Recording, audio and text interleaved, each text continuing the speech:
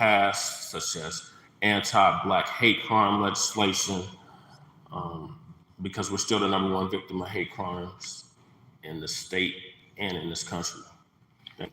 Got it. So just in the interest of time, three things. One is really appreciate Mr. Parris coming in and asking those additional questions and getting information.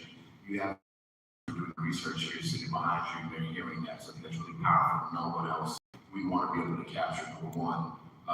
Number two, we this is, and just to answer your question, is absolutely not informative. It is for us to be able to collect information so that we can then run policy here at the state level that ultimately can be held up in the court of law. We usually pass bills and the governor signs them and then it goes to Colorado Supreme Court. We get sued based on discrimination and we end up not being able to implement the policy as it was intended. The original intent for this commission is for us to be able to have information so that we can pass those policies.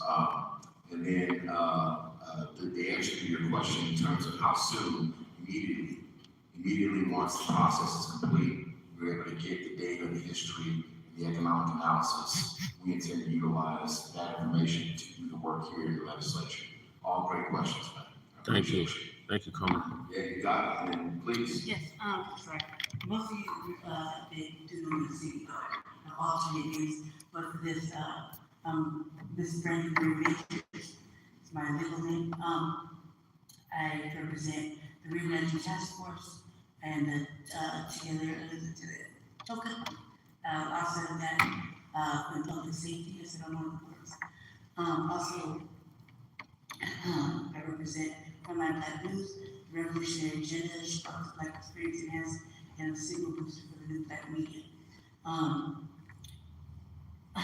so sorry. Okay, I would like to state a few things. I myself personally am a word of the state.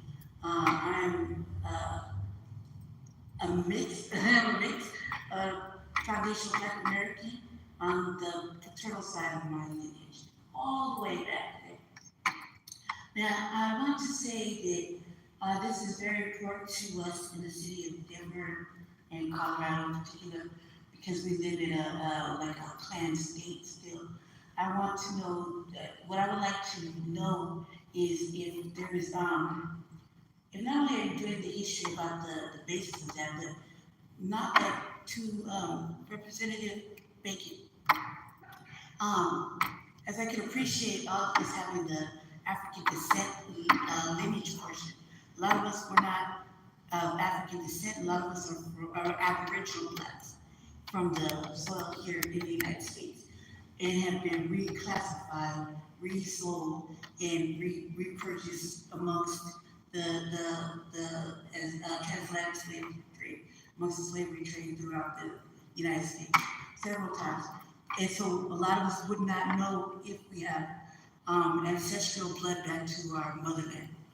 So that is important as well. The other thing I would like to say is that, you know, the one thing that we don't want to see happen, as we've seen in other states that are following a line of reparation, repair, is no more symbolic gesture of, just taking out a chain and a flag, the statue. We live in a lot of areas that are, we've been pushed out of certain areas to go into sundown areas that are still currently sundown to this day.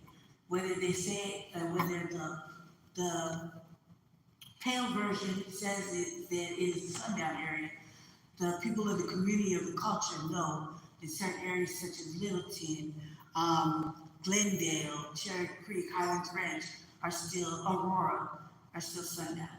Meaning that you shouldn't really be outside unless you are intentionally wanting to be profiled, pulled over, asked for something, accused of something, labeled as, taken to jail. You know, that's very important. And one last thing, as far as we would like to know too about the women that suffer a lot of the atrocities that have been incarcerated from the time of incarceration here in the state of Colorado. Specifically, Black women who have children in the system, where the children went.